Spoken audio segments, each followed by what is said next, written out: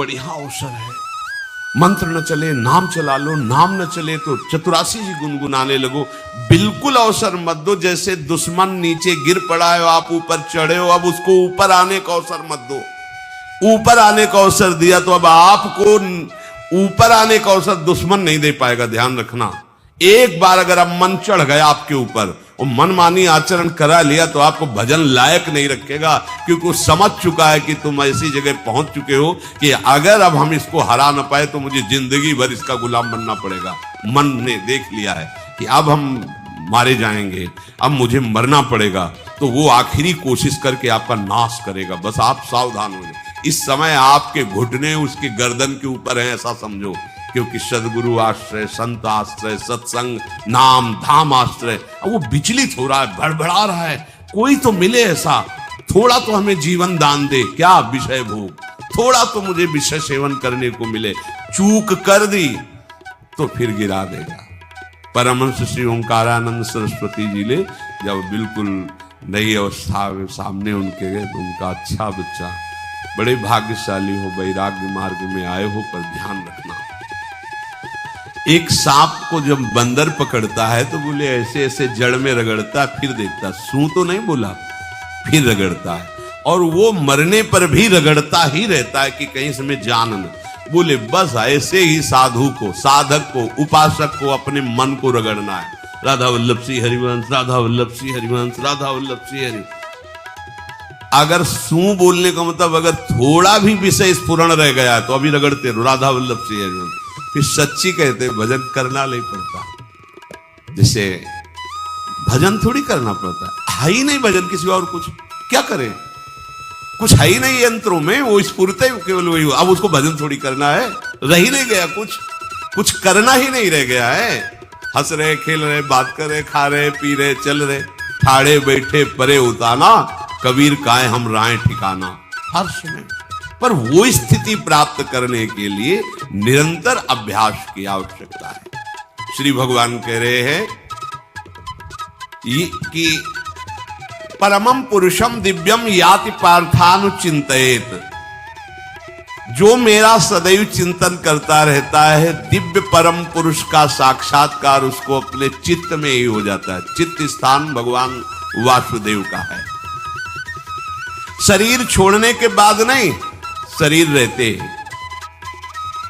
ऐसी आनंद की वृत्ति उदय होती है। अब उनके लिए शब्द ही नहीं तो क्या वर्णन करें। ऐसी आनंद की उसी आनंद में वो आनंद समुद्र प्रभु प्रकाशित होने लगते हैं। पर उस आनंद में जहां आपका थोड़ा प्रवेश होता है, आप उलझ करके विषय की तरफ चले जाते हैं। ध्यान देना हमारी इस बात को, यह अनुभोगम में बात कहते हैं। जब आपको भजन का थोड़ा आनंद मिलेगा तो आप थोड़ा निश्चिंत जैसे होते हैं, उसी समय मन आपको विषयों में फंसा देगा। जब आपको भजन का अभ्यास बढ़ने लगे, आनंद मिलने लगे, तो आपको उदासीनता बढ़ानी है, हंसना नहीं है, लोगों से मिलना नहीं, खेलना नहीं है, क्योंकि इस समय चढ़ाई का है। आनंद स्फुरित होने लगा, बचाओ, बिल्कुल आसपास से सुरक्षित हो जाओ। वो आनंद ही आपको ऊपर ऐसी स्थिति में ला देगा जहां विषय नहीं ले जाएंगे। भगवान कह रहे परमम पुरुषम दिव्यम याति पार्थानुचिंतयन्। जो निरंतर अभ्यास चिंतन का करता है, उससे चित्त में ही भगवत साक्षात्कार हो जाता है। अगर आप सावधान नहीं रहेंगे, चिंतन सही नहीं रहेगा आपका, तो किसी भी अवस्था में ये विषय चिंतन छूटने वाला नहीं। अभी हमारे पास अवसर है, अभी हमारे पास समय है, चूको मत। ये बहुत सूक्ष्म लड़ाई है, ये कोई बाहर के लाठी डंडा गोली वाली लड़ाई नहीं है, ये अंतर की लड़ाई है। इसमें बड़े बड़े हार जाते हैं। अगर कोई जीत पाता है तो एकमात्र भगवान को समर्पित चित्त वाला जीतता है। हमें लगता है आपको बढ़िया समर्पण का अवसर है। अब आप ये जो मना किया जाता है, उन विषयों का भोग करते हैं, विषयों का सेवन करते हैं, तो फिर ऐसा लगता है अब हम नहीं कर पाएंगे, हमारे पास कोई चांस नहीं रह गया कि अब आपको संभाल सके। इसलिए आप सहयोग कीजिए। ये बाहरी आनंद 4 दिन का है, मान जाओ, बाहरी आनंद। ये श्री जी के मार्ग के लिए हम कह रहे हैं किसी जन्म में भगवत प्राप्ति करनी। अगर आप नहीं कर मानोगे, मनमानी आचरण करोगे तो भ्रष्ट हो जाओगे। ये संसार का स्वरूप है, किसी न किसी बहाने से वो आपको सतमार्ग से हटाएगा। ना किसी को घर आने दो, ना किसी के घर जाओ, ना किसी को रंग लगाओ, ना किसी से रंग लगवाओ। अपनी प्रिया प्रीतम के साथ होली खेलो। यहाँ जो सत्संग हो रहा है ठीक है, सुना, एकांतिक किया, कुटिया में जाओ चुपचाप, अपने श्री जी को रंग लगाओ, श्री जी के सामने पद गाओ, श्री जी के सामने नाचो, उन्हीं तो भावना में उनके साथ खेलो, किसी और की जरूरत नहीं। कोई अब दूसरा हमें छुए, दूसरा कोई हमारा अपना बने, अब हमें जरूरत नहीं है। देखो हमारी भाषा समझ में आ रही हो तो समझ लेना, नहीं बाद में पछताओगे। किसी को भी अपने साधन कक्ष में प्रवेश मत दो, किसी को अपनी कुटिया में मत आने। अब आप यहाँ गृहस्थ नहीं हो, यहां भी रह रहे हो, भले गृहस्थ वेश में रह रहे हो, आप वनवासी हो, आप श्री जी के उपासी हो, कोई व्यवहार की जरूरत नहीं। जब ऐसे रहोगे तो श्री जी आएंगे आपसे खेलने। निष्ठा, हृदय में निष्ठा।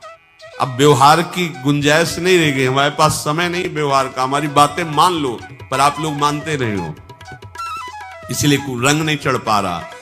अरे वो बेचैन है आपके साथ खेलने के लिए, उनकी तरफ जब देखो ना तो बेचैन है, पर उनकी तरफ कोई देखना ही नहीं चाहता। वो तो यही से फुर्सत नहीं मिलती भोगों से खेलने के लिए, संसार के राग में खेलने के लिए। अरे वो तो लालायित है, वो तो खुशी हो रही है कि ये हमारा शरणागत हो गया, अभी हमारी सहचरी बनेगा, हमारी सेवा में आएगा। शरणागत होकर के पीठ कर लिया श्री जी की तरफ, मुख कर लिया संसार की तरफ, तो दोनों लाड़िले उदास बैठ जाते हैं। अब क्या करें, ये तो उधर मुख करके जा रहा है, चलो फिर कभी लौटेगा, वो फिर इंतजार कर रहे हैं।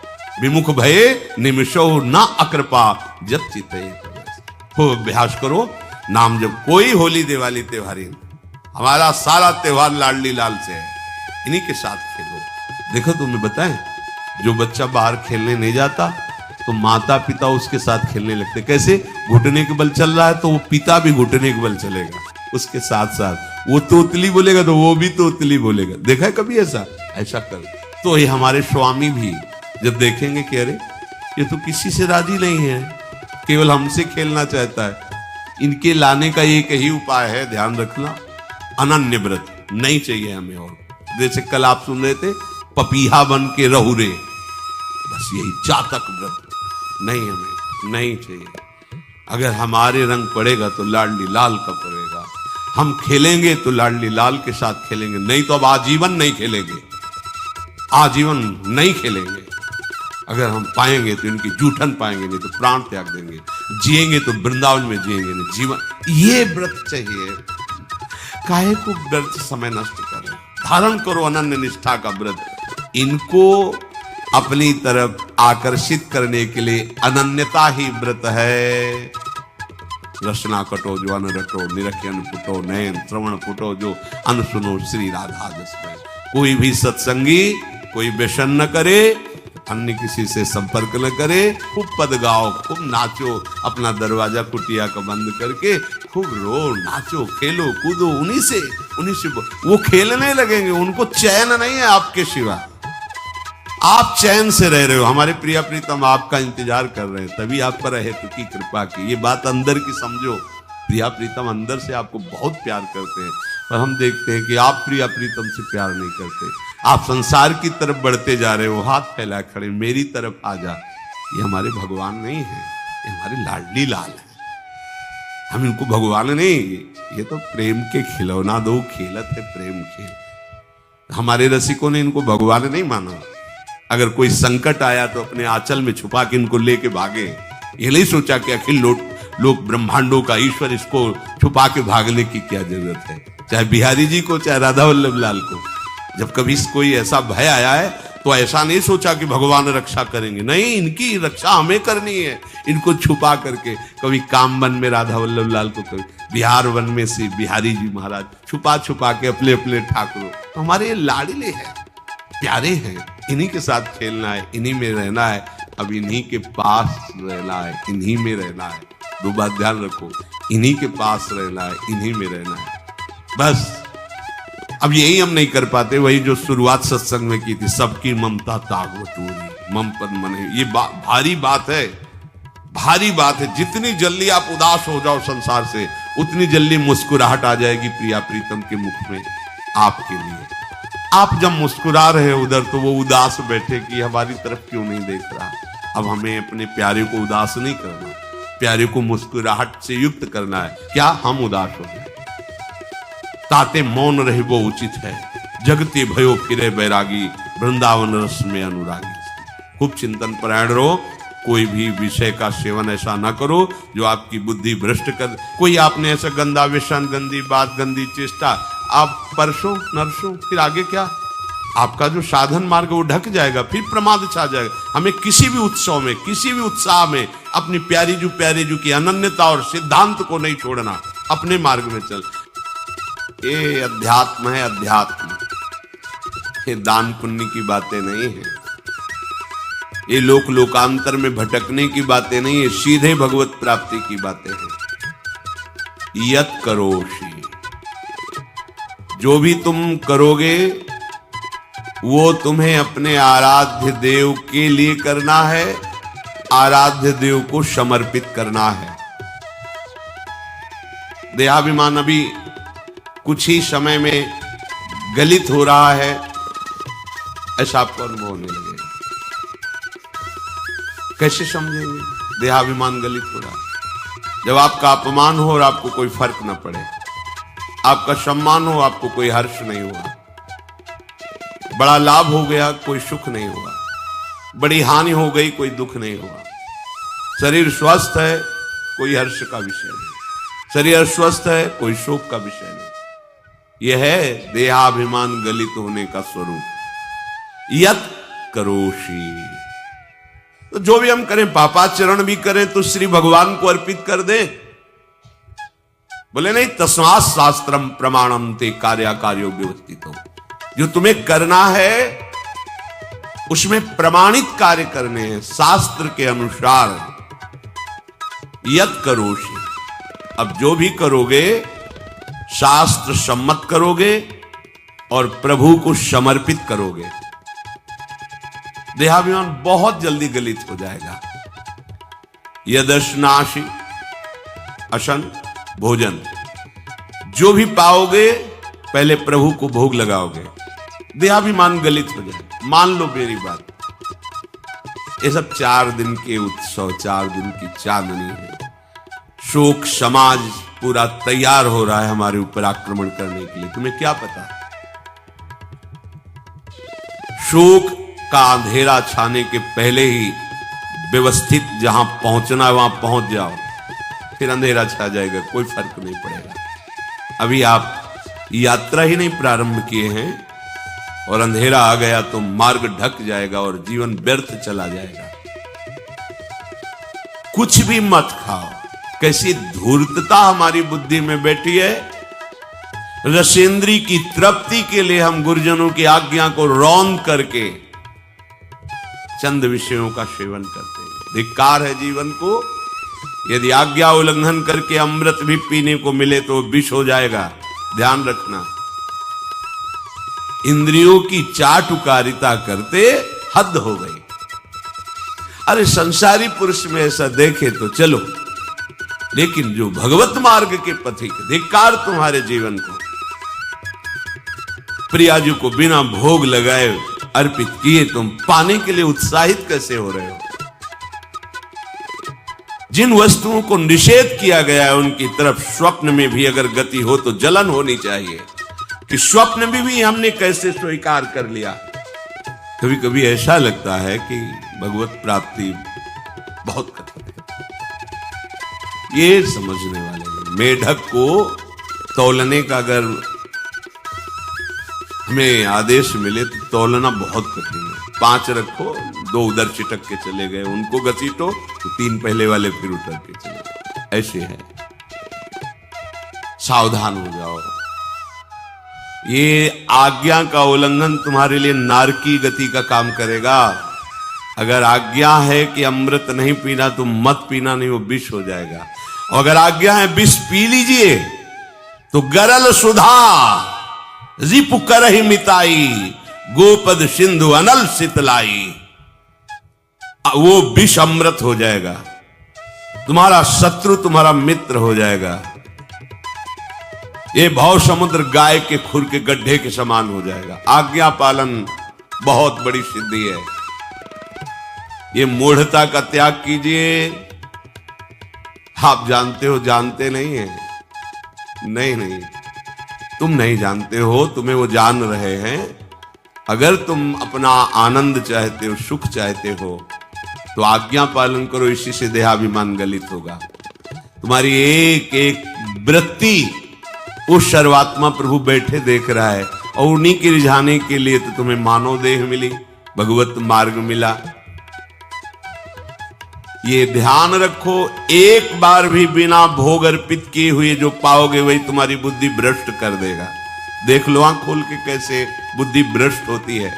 वो अपने आराध्य देव इष्ट देव की ही निंदा करने लगता है, आराध्य देव इष्ट देव के विपरीत चलने लगता है। ये बुद्धि गिरी मतलब सर्वनाश, जो शास्त्र में कहा गया है, कामः संजायते क्रोधा क्रोधा स्मृति विभ्रमा स्मृति भ्रंशात् बुद्धिनाशो। बुद्धिनाश को ही कहा गया प्रणश्यति, नष्ट हो गया, वो किसी काम का नहीं। यत करोषि, जो भी कर रहे हो वो प्रभु के लिए हो और प्रभु को अर्पित करो। यदश्नाशि, जो भी असन भोजन करते हो, जो भी तुम्हारी जिह्वा में जाए, अगर तुम इसी जन्म में भगवत प्राप्ति करना चाहते हो तो बिना भोग लगाए मत पाना, मान लीजिए। फिर कह रहे यज्जुहोषि, जो भी तुम हवन का तात्पर्य होता है भागवतिक कार्य करते हो, वो प्रभु को अर्पित कर दो, बड़ा सुख मिलेगा। जो तुम ददाशी, किसी को भी कुछ भी देते हो, प्रभु को दे दीजिए। देने के पहले उसमें भाव कीजिए, राधा वल्लभ लाल इसके हृदय मंदिर में बैठे। अब भोजन जल वस्त्र जो भी आपको उसको दिया तो उस व्यक्ति को नहीं दिया, सीधे ठाकुर जी को दिया, राधा वल्लभ लाल को दिया। यत तपस्यासी, जो भी तुम तपस्या कर रहे हो, काम वेग को सह रहे हो, क्रोध को सह रहे हो, गर्मी सर्दी सह रहे हो, अनुकूलता प्रतिकूलता सह रहे हो, ये भी प्रभु को अर्पित कर दो। भगवान आदेश कह रहे हैं तत्कुरुष्व मदर्पणम। ये सब मेरे को अर्पित करने का मतलब मेरी पूर्ति नहीं हो जाएगी, तेरी पूर्ति हो जाएगी। भला ये सब नदियां समुद्र में गिरना बंद कर दें तो समुद्र घट जाएगा क्या? यद्यपि समुद्र प्राकृतिक है, चिदानंद नहीं। भगवान तो चिदानंद समुद्र है। कोई भी नदी चाहे बाढ़ युक्त जाके गिरे या गिरना बंद कर, समुद्र में कोई फर्क नहीं पड़ता। इसीलिए सेवक जी ने कहा है, मांगो मन मनुष्य दास अपनी कर, पूर्ण काम सदा हृदय। हे पूर्ण काम प्रभु, यद्यपि आपको मेरी जरूरत नहीं है, पर मैं अपने लिए मांग रहा हूं कि अपनी दासी बना लीजिए।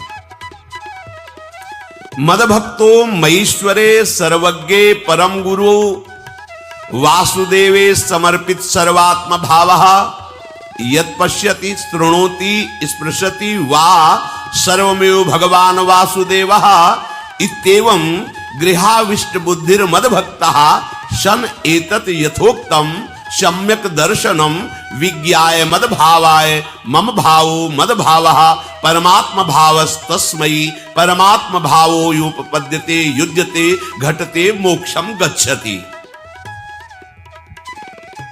वेद कहता है, भगवान की वाणी, मद भक्तो, जो मेरा भक्त हो गया है।